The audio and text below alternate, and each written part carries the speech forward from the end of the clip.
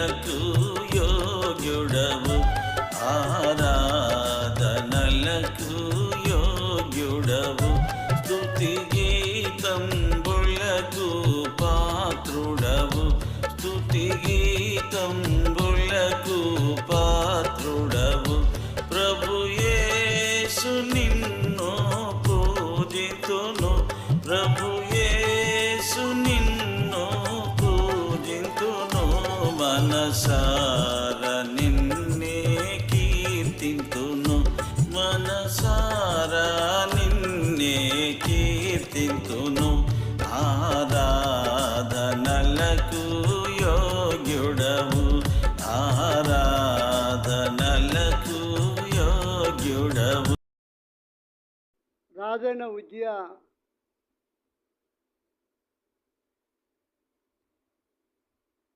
పరిపాలనలో ఆయన చనిపోయిన తర్వాత యెషయా ఒక దర్శనాన్ని చూశాడు. ఆ ప్రభు యొక్క ప్రత్యక్షతను చూశాడు. ఎప్పుడైతే ఆ ప్రభువును చూశాడో తనలో ఉన్న అపవిత్రత అంతా తనకు కనబడుతూ వచ్చింది. ఆయన చెబుతున్నాడు కదా, ఏమన్నాడు? అయ్యో, నేను అపవిత్రమైన పెదవులు గలవాడును, అపవిత్రమైన పెదవులు కలిగిన జనుల మధ్య నివసించువాడును అని అక్కడ తాను ఒప్పుకుంటూ ఉన్నట్టుగా ఇక్కడ మనకు కనబడతా ఉంది. అలాగా ఒప్పుకున్నప్పుడు పరలోకం నుండి అగ్ని దిగి వచ్చి తన పెదవులను తాకుతూ వచ్చింది. అప్పుడు తాను పవిత్రుడిగా తనకు ప్రాయశ్చిత్తం జరిగించబడుతూ వచ్చింది. పరిశుద్ధుడిగా పవిత్రుడిగా చేయబడుతూ వచ్చాడు. ఈ యెషయా 4 యూదా రాజుల పరిపాలనలో దాదాపు 40 సంవత్సరాలకు పైగా ఇశ్రాయేలుకు ప్రవక్తగా తాను స్థిరపడుతూ వచ్చాడు. ఎప్పుడైతే తన ఒక వ్యక్తి దేవుని దగ్గర పశ్చాత్తాపడుతూ వచ్చాడు, ఇప్పుడు తాను ప్రవక్తగా 40 సంవత్సరాలు దేవునికి ప్రవక్తగా తాను ఇశ్రాయేలు దేశంలో 40 సంవత్సరాలు దాదాపు 4 రాజుల దగ్గర ఆయన పనిచేసినట్టుగా ఇక్కడ మనం చూస్తూ ఉంటాం దేవుని పక్షాన. అయితే ఇక్కడ మనం గమనించినట్లయితే ఉదయకాలంలో ప్రభువుని ఆరాధించడానికి చేరువచ్చిన మనము ఇక్కడ పరలోకములో ఆయన ఒక ప్రత్యక్షత చూశాడు. ఏంటి ఆ ప్రత్యక్షత అంటే, పరలోకంలో దేవదూతలు ప్రభువును ఆరాధించుటను చూశారు. ఆయన అత్యున్నతమైన సింహాసనం మీద కూర్చున్నాడు. అక్కడ కెరాపులు దేవదూతలు వీళ్ళందరూ చూశారు. వీళ్ళందరూ ఏమని ఆరాధిస్తూ ఉన్నారంట?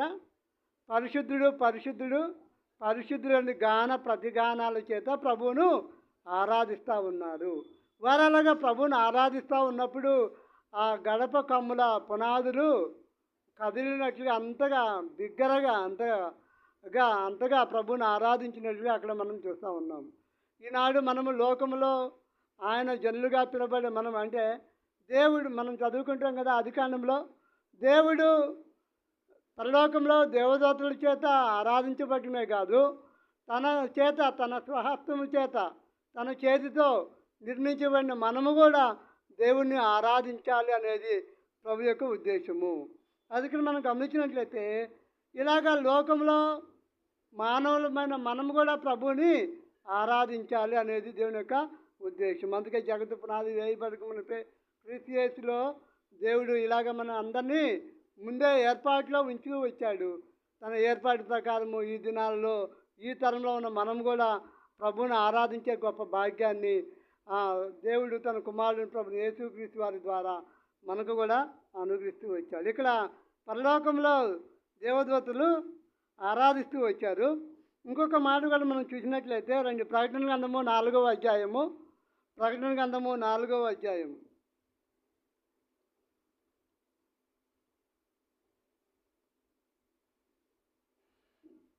ప్రకటన గ్రంథము 4వ అధ్యాయము 8వ వచనం నుంచి 11వ వచనం వరకు మనం గమనించినట్లయితే అక్కడ కూడా ఆరాధిస్తూ ఉన్నారు. ఎవరు ఆరాధిస్తూ ఉన్నారు అక్కడ? చదవండి. ఈ 4 జీవులలో ప్రతి జీవికి 6 రెక్కలుండెను, కన్నులతో నిండి ఉన్నవి. సర్వాధికారియు దేవునకు ప్రభు పరిశుద్ధుడు పరిశుద్ధుడు పరిశుద్ధుడు అని మానక రాత్రింపగళ్ళు చెప్పుచుండెను. అక్కడేమో దేవదూతలు ఆరాధన చేస్తూ ఉన్నారు. ఇక్కడ 4 జీవులు కూడా ఇక్కడ ప్రభువును ఆరాధించినట్టుగా ఇక్కడ మనము చూస్తూ ఉన్నాము. ఇక్కడ కూడా వీళ్ళు కూడా ఏమని ఆరాధిస్తూ ఉన్నారంట? ఆ? పరిశుద్ధుడు పరిశుద్ధుడు అని ఆరాధిస్తూ ఉన్నారు. తర్వాత 9వ వచనం కూడా చదవండి. ఉమ్.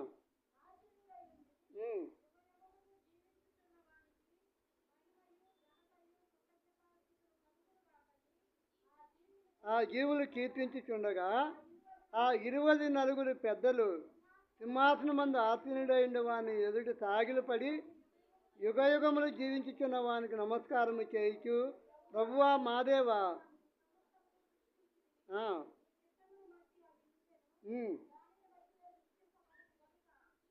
నీవే మహిమ ఘనత ప్రభావములు పొందనర్హుడు అని చెప్పుచు ప్రభువును ఆరాధించినట్లుగా ఇక్కడ మనం చూస్తూ ఉన్నాం. అక్కడేమో యెషయా గ్రంథంలో దేవదూతలు ఆరాధన చేస్తూ ఉన్నారు, పరిశుద్ధుడు పరిశుద్ధుడు అని.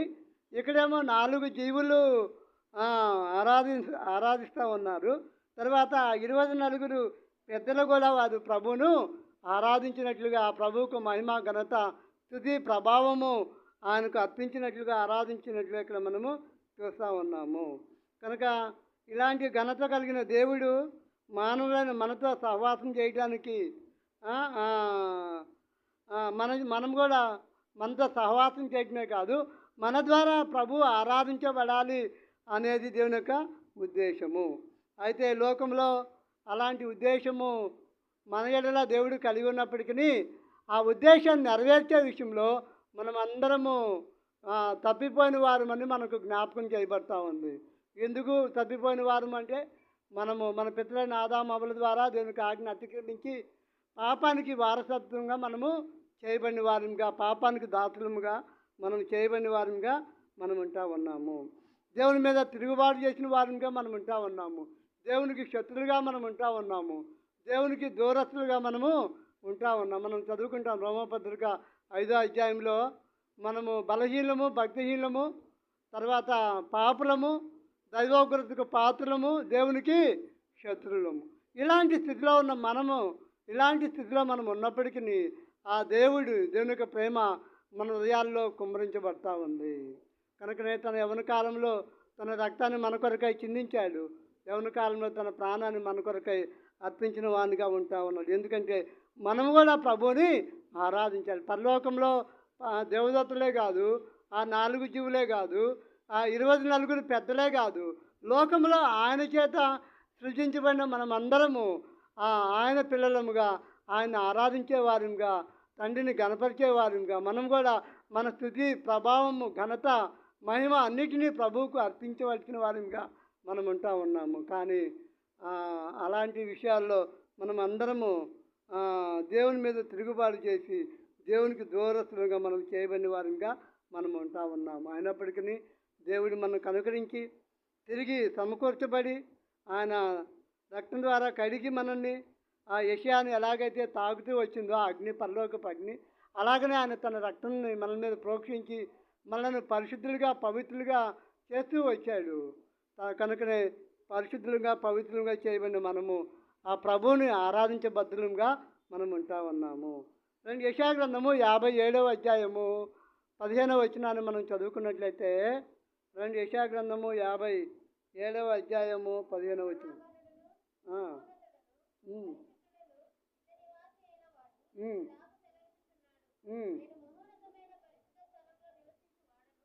నేను మహోన్నతమైన పరిశుద్ధ స్థలములో నివసించువాడను,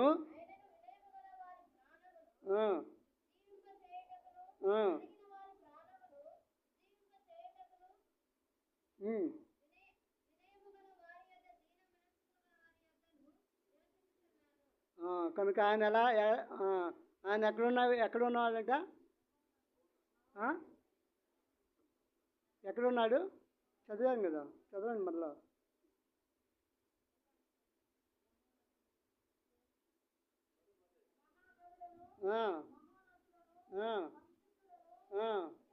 నిత్య నివాసి అయిన వాడికి ఇలాగూ సెలవిచ్చుచున్నాడు, నేను మహోన్నతమైన పరిశుద్ధ స్థలంలో నివసించేవాడును. చాలు చాలు. ఇక్కడ ఆయన ఎలాంటి వాడు అంటే మహాగణుడు, మహోన్నతుడు, తర్వాత నిత్య నివాసి. తెలుసు కదా అర్థము? నిత్య నివాసి అంటే ఎల్లప్పుడూ జీవించేవాడు అని, ఎప్పుడూ నివసించేవాడు అని అర్థం. ఎల్లప్పుడూ జీవించేవాడు. అందుకైతే ప్రకటన చెబుతూ వచ్చాడు ఆయన. ఏమని? నేను మృతున్నైతును కానీ ఇదిగో యుగయుగములు సజీవుడను. కనుక ఆయన యుగయుగములు సజీవుడైన దేవుడు ఈలాగు సెలవిచ్చుచున్నాడు. ఆయన మహోన్నతమైన పరిశుద్ధ స్థలముల్లో ఆయన నివసించేవాడు.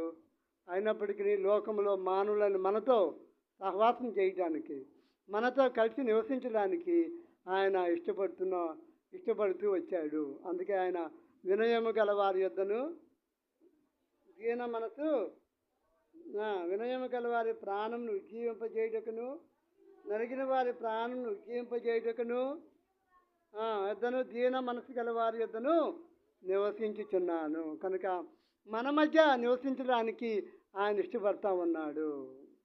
ఆయన లోకంలో మానవులైన మన మధ్య నివసించడానికి ఆయన ఇష్టపడిన వాడిగా ఉంటా ఉన్నాడు. ఎవరి దగ్గర ఆయన నివసిస్తాడంటే ఇక్కడ మనం చదువుకున్నాం, వినయము గలవారి యొద్దను దీన మనసు గలవారి యొద్దను నివసించడానికి ఆయన ఇష్టపడుతూ ఉన్నాడు. కనుక ఒకప్పుడు మన జీవితాల్లో ఆ వినయము లేదు, మన జీవితంలో దీన మనసు లేదు. అయినప్పటికీ తన వినయ మనసును, తన దీన మనసును మనకు అనుగ్రహించడానికి ఆయన ఇష్టపడుతూ వచ్చాడు. తన మనసును ఆయన మనకు అనుగ్రహించాడు. కనుక మనతో కూడా ఆయన నివసించడానికి ఇష్టపడిన వాడిగా, మనతో నివసించడమే కాదు, మన తుది ఆరాధన ఆయన కోరుకున్నవాడిగా ఉంటా ఉన్నాడు. కనుక ఆయన చెబుతూ వచ్చాడు కదా, వినయము నలిగిన దీన మనసు గల వారి వద్ద ఆయన నివసించడానికి ఇష్టపడిన దేవుడు. అయితే ఇక్కడ యెషయా దర్శనాన్ని చూసినప్పుడు తనలో ఉన్న అపవిత్రత, చెడుగు దేవుడు చూపిస్తూ వచ్చాడు. అప్పుడు ఆయన అంటా ఉన్నాడు, అపవిత్రమైన జనుల మధ్య నివసించే వాళ్ళను నేను నశించుతుని అని కేక వేసినట్లుగా ఇక్కడ మనం చూస్తూ ఉన్నాము. యెషయా భక్తులే కాదు, లోకంలో మానవులను మనమందరము అపవిత్రతో నింపబడి నిత్య నాశనానికి మనం కొనిపోబడే వారిగా మనం ఉంటా ఉన్నాము. ఎందుకంటే ఆదికాండము 6వ అధ్యాయము 5వ వచనం.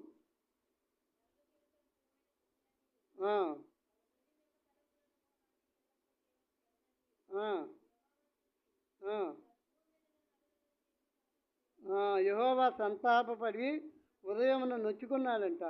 ఎందుకంటే భూమి మీద మానవులను ఆయన చేసినందుకు. ఎందుకంటే దేవుడు తన స్వరూపమందు తన పోలిక చొప్పున ఆయన చేత మనం నిర్మించబడిన వారం మనము. అయినప్పటికీ ఆ దేవుని పోలిక చొప్పున నిర్మించబడిన మన జీవితాలలో ఆ పోలికలన్నిటినీ పోగొట్టుకున్న వారిగా మనం ఉంటా ఉన్నాము. తిరిగి దేవుని యొక్క పోలికలు, దేవుని యొక్క గుణ లక్షణాలను ఆయన మనకు అనుగ్రహించడానికి ఇష్టపడి ఆ దేవుడు తన కుమారుని ప్రభుని యేసుక్రీస్తు వారిని ఈ లోకానికి పంపించాడు. ఆయన యొక్క గుణ లక్షణాలను, ఆయన యొక్క జీవాన్ని మనకు అనుగ్రహించడానికి తను తానే బలిగా అర్పించబడుతూ వచ్చాడు. కనుకనే ఆయన అక్కడ సంతాపడి ఏడ్చాడంట. తిరిగి అయినప్పటికీ లోకంలో మనల్ని బాగు చేయడానికి దేవుడు ఇష్టపడుతూ వచ్చాడు. తర్వాత మనం గమనించింది, ఇందాక మనం చెప్పుకున్నాం కదా, రోమపత్రిక 5వ అధ్యాయంలో 5వ వచనం 9వ వచనం వరకు లోకంలో మనం బలహీనము, భక్తిహీనము, పాపులము, దైవోగ్రతకు పాత్రమైన వారము, దేవునికి శత్రులైన వారము మనము. అయినప్పటికీ ఆయన మనతో నివాసం చేయడానికి ఇష్టపడి ఆయన మనను ప్రేమించిన వానిగా ఆయన ఉంటా ఉన్నాడు. కనుకనే ఆయనకేదో ప్రేమించబడిన మనము ఈ ఉదయకాలంలో మనము ప్రభుని ఆరాధించి కనపరిచే వారిగా మనం ఉండాలి. ఎందుకంటే మనం గమనించినట్లయితే యెషయా గ్రంథం 64వ అధ్యాయంలో 6వ వచనాన్ని మనం చదువుకున్నట్లయితే అక్కడ లోకంలో మానవులైన మనము అలాంటి వారమంట. రక్షణ నేను పొందగలనా అనే ఒక ప్రశ్న మనలో ఉంటా ఉంది. రక్షణ పొందలేని వారిగానే నిరాశతో నింపబడిన వారిగా మనం ఉంటా ఉన్నాము. చదవండి అన్నమాట.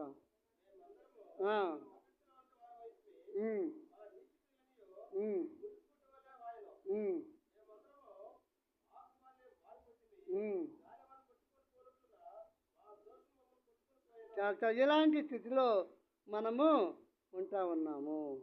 తర్వాత ఇంక మనం గమనించినట్లయితే ఈ యెషయా గ్రంథం 64వ అధ్యాయంలో 5వ వచనం చివరి భాగంలో బహుకాలం నుండి పాపంలో పడి ఉన్నాము, రక్షణ మాకు కలుగునా అనేది ప్రశ్న. అది అంటే బహుకాలము పాపంలోనే ఉన్నాం మనము, రక్షణ పొందలేని వారిగానే ఇక నాకు రక్షణ లేదు, ఈ పాపం నుంచి నాకు విడుదల లేదు, విమోచన లేదు అని అలాంటి స్థితిలో మనం ఉన్నప్పుడు దేవుడు తన ప్రేమను మన హృదయాల్లో కుమ్మరించి ఏం చేశాడంట, రక్షణ అనే వస్త్రాన్ని మనకు ఆయన ధరింపజేస్తూ వచ్చాడు. చదవండి, యెషయా గ్రంథం 61వ అధ్యాయము 10వ వచనాన్ని మనం చదువుకున్నట్లయితే, ఉమ్, ఉమ్, ఉమ్,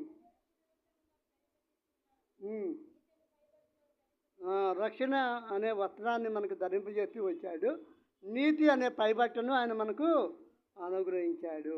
మనం చదువుకున్న భాగంలో యెషయా గ్రంథం 6వ అధ్యాయంలో 6-7 వచనాల్లో అక్కడ బలిపీఠం మీద నుండి తీసుకొచ్చి రాబడిన ఆ అగ్ని చేత యెషయా ఎలాగా పవిత్రుడిగా, ఎలాగా పాపాలకు ప్రాయశ్చిత్తము, దోషాలకు పరిహారం ఎలాగా పొందుతూ వచ్చాడో, మన దోషాలకు పరిగణించబడడానికి, మన దోషాల నిమిత్తం ఆయన ప్రాయశ్చిత్తార్థ బలిగా ఆ ప్రభువే ఆ దహన బలిగా అర్పించబడుతూ వచ్చాడు.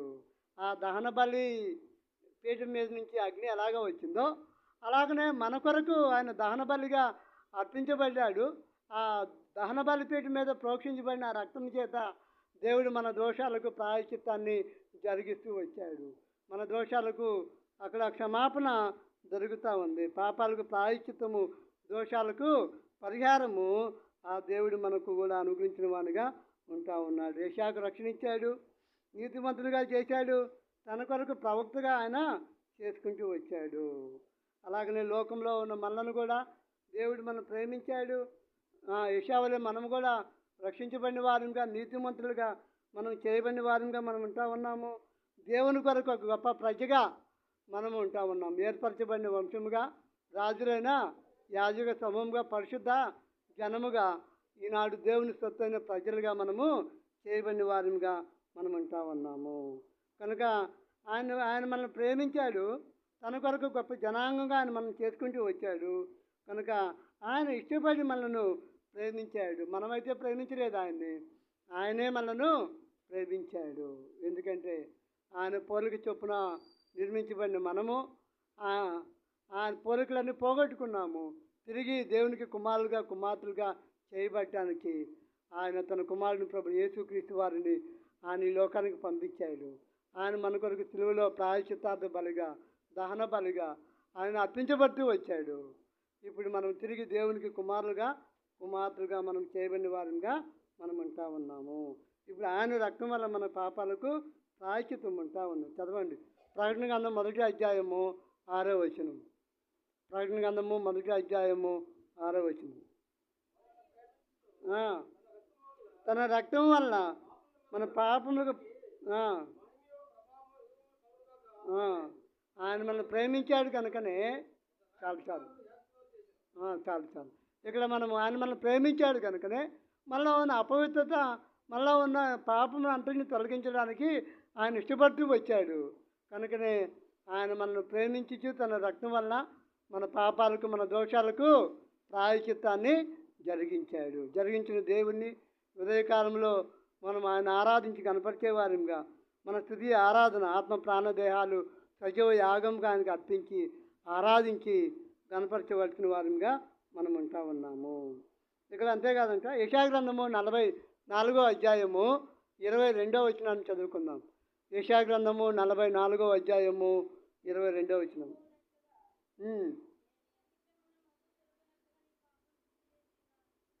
ఇక్కడ యాకోబుతో చెబుతూ వచ్చాడు దేవుడు. యాకోబు యొక్క పాపాన్ని దేవుడు ఎలాగ చేశాడంట,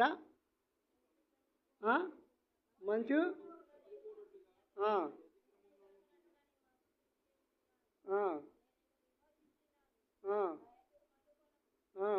చాలు. ఇక్కడ మంచు తొలగినట్లుగా, లేకపోతే వాన కుట్టిన తర్వాత మేఘాలు ఎలాగా విడిపోతాయో అలాగా దేవుడు యాకోబు యొక్క పాపాన్ని అంతగా తుడిచివేశాడు. అలాగనే మన దోషాలను కూడా దేవుడు అలాగ మంచు విడిపోయినట్లుగా ఆయన మన దోషాలందరినీ తన రక్తం చేత తుడిచివేసిన వానిగా ఉంటా ఉన్నాడు. ఇప్పుడు మనకు విమోచన అనుగ్రహించబడుతూ వచ్చింది కనుక విమోచించిన ఆ దేవుణ్ణి ఉదయకాలంలో ప్రభుని ఆరాధించి కనపరిచే వారిగా మనం ఉండాలి. ఇంకా కీర్తనలో 103వ అధ్యాయంలో కూడా మనం చదువుకుంటాం. 12వ వచనంలో దావీదు యొక్క దోషం ఎలాంటిదంట, పడమడికి తూర్పు ఎంత దూరముగా అంతగా మన అతిక్రమాలు మన దోషాలు అంతగా దూరపరిచాడు. అక్కడేమో మంచు విడినట్లుగా మబ్బు తొలగినట్లుగా తుడిచాడు. ఇక్కడ పడమడికి తూర్పు ఎంత దూరమో అంతగా ఆయన మన అతిక్రమాలను మన దోషాలను దూరపరిచిన వానిగా ఆయన ఉంటా ఉన్నాడు. ఇంకొక మాట కూడా మనం చదువుకుంటాం. మొదటి పేతురు 2వ అధ్యాయము. మొదటి పేతురు 2వ అధ్యాయము.